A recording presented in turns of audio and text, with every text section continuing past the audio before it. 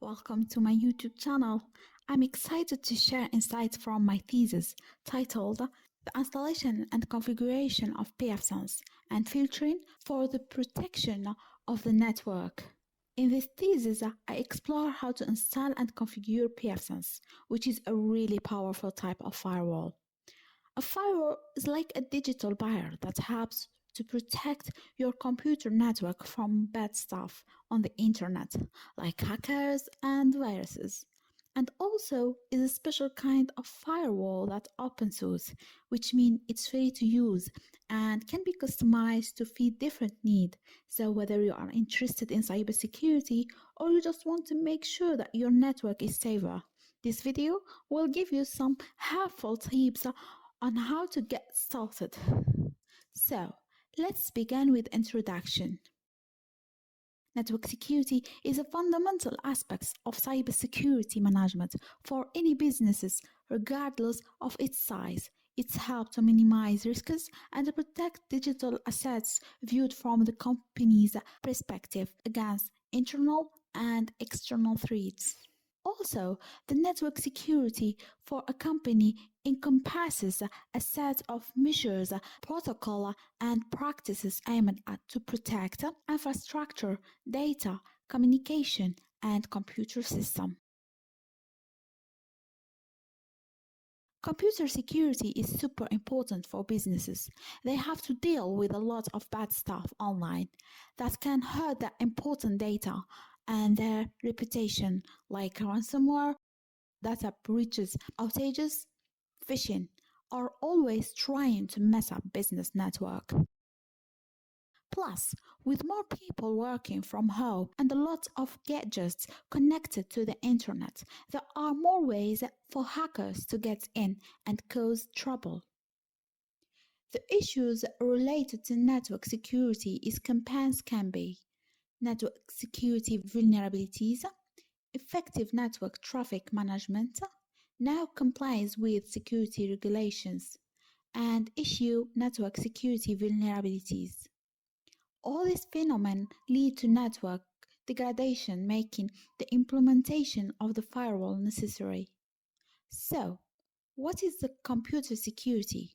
Or what is network security? The main objective of network security is to ensure the confidentiality, integrity, and availability of the company's IT resources by preventing unauthorized access and cyber attacks. Type of cybersecurity threats. Like malware is abbreviation of malicious software, which includes viruses, worms, and trojans, spyware, and ransomware, and it's the most common type of cyber attack. Social engineering attacks involves tricking users into preventing an entry point for malware. The victim provides sensitive information or inadvertently installs malware on their device, and there is some of the main type of social engineering attacks, like phishing. The attacker sends email pretending to come from trusted source. Phishing, the imposter uses the phone to trick the target into disclosing sensitive data. Man-in-the-middle attack involves intercepting the communication between two endpoints such as user and application. Example of man-in-the-middle includes Wi-Fi DNS spoofing. DNS is spoofed directing users to malicious website posting as a legitimate site. IP spoofing. An IP address connects users to a specific website, and HTTPS spoofing. HTTPS is generally considered the more secure website of HTTP, but can also be used to trick the browser into thinking that malicious website is safe. Denial of service attack, or DOS. An attack involving multiple devices is known as a distributed DOS attack. This attack includes HTTP flood DOS, ECMP flood, UDP flood DOS, A remote host is flooded with user datagram protocol packets sent to random ports. This technique forces the host to search for application on the affected port and responds with destination irreversible packets. Firewalls. A firewall is essentially the barrier that is between a private internal network and the public internet. A firewall's main purpose is to allow no threatened traffic in and to keep dangerous traffic out. A firewall are available in both software and hardware. Each format has a distinct yet critical function. A hardware firewall is a physical device that sits between your network and your gateway, and a software firewall is an inner program that works with your computer port number and programs. And also there is other type of firewall like stateful inspection, packet filtering, proxy service, next generation firewall. So, how does firewall work? Firewalls, especially next generation firewalls, focus on blocking malware and application layer attacks, along with an integrated EPS. These next generation firewalls are able to react quickly and seamlessly to detect and combat attacks across the whole network. And this is some use cases of firewall: threat defense, traffic filtering, login and audit functions, source remote access.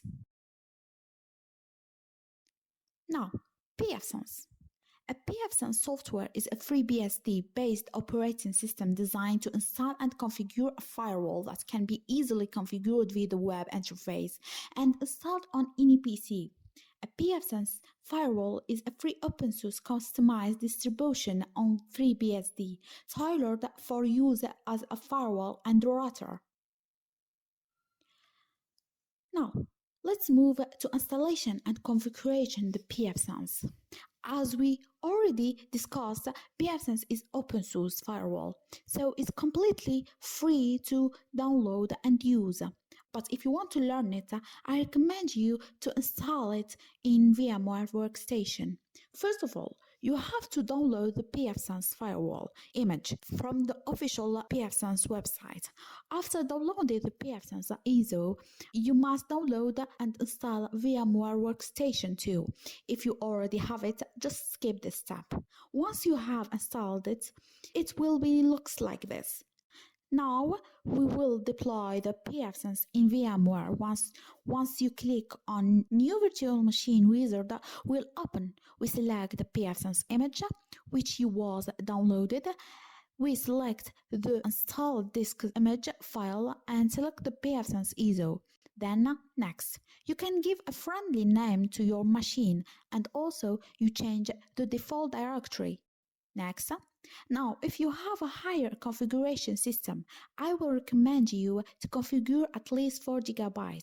But in case you have fewer resources, you can continue with 2 GB and click on next.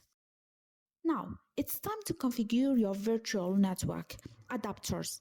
We need 2 virtual network interfaces. VMNet 1 we added in only host and VMNet 8 as NAT. Once you finish, you will need to install pfSense just like any operating system. First, you will get copyright and distribution notice. You need to accept it. Click on Install pfSense. Now you need to do the partitioning of the disk. Let's keep it on ZFS and continue. By the way, ZFS file system types is more reliable and has more features than UFS. Next, use space to select disk and select OK. Select Yes to confirm the target disk selection and to acknowledge that the content of the target will be destroyed. Now, sit back and wait and have a few sips of coffee while the installation process formats the drive and copy pfSense software file to the target.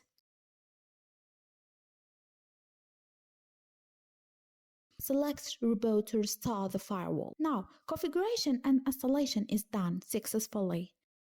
However, you still need to know a few more default configurations, so let's continue to do the next step. Now you can access the firewall web interface using LAN address.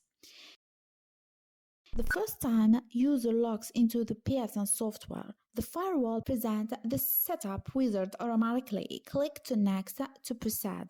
Click Next again to start the configuration.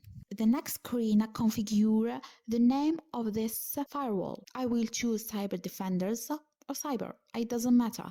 And the domain in which it resides and the DNS server for the firewall. A network time protocol server, hostname, or IP address unless a specific NTP server is required, such as one on LAN. And leave the time server hostname as the default and choose a geographically named zone which best matches location of this firewall and click Next. These last two options are useful for preventing invalid traffic from entering the network protected by this firewall. First one for blocking connection sourced from registered private networks, and the other one when active the firewall blocks traffic from entering if it's sourced from reserved or inside IP space that should not be in use. And next. This page configures the LAN address. If the LAN address must be changed, enter it here along with a new subnet mask. If this settings are changed, the IP address of this computer used to complete the wizard must also be changed if it's connected through the LAN.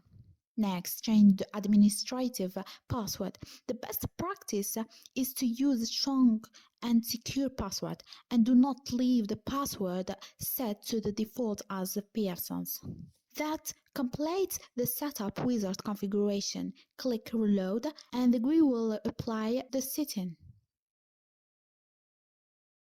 In this example, we will enable SSH access using only public key authentication, which is more secure than allowing access by password alone. We got System Advanced. Here in Admin Access, we go to Secure Shell and we check Enable and we click Save. Now, we are going to install and configure Squid and SquidGuard. SquidGuard is URL redirector used to integrate blacklists with the Squid proxy software. There are two big advantages to use SquidGuard. It's fast and it's free. SquidGuard can be used to block access to some listed or blacklisted web servers or URL for some users. Redirected blocked URL to and information pages have different access rules based on time of day. To install it, we go to System, then Package Manager, we click Available Packages, and we install Squid and SquidGuard in both. After configuration, we need to create a certificate first. We navigate to System, then Certificate Manager. We click to add it. We enter a descriptive name for the certificate and we select the method as an internal certificate authority. And we complete the step and we save it. Then we go to Certificates. We click Add to and we choose a method of certificate. We put a descriptive name and we complete a step, and when we finish, we click Save. That's so easy, right? Now we go to System, then Advanced. We choose the certificate that we created and we save it. Now we try to open our pfSense again.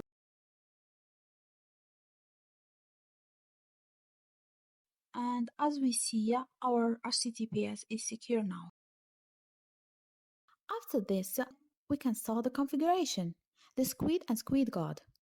And also we are going to learn how to install and configure NTOP and Snort, which are the so strong and reliable tools. We use it for security and network management against the potential security threats. So, see you next and be safe. Bye.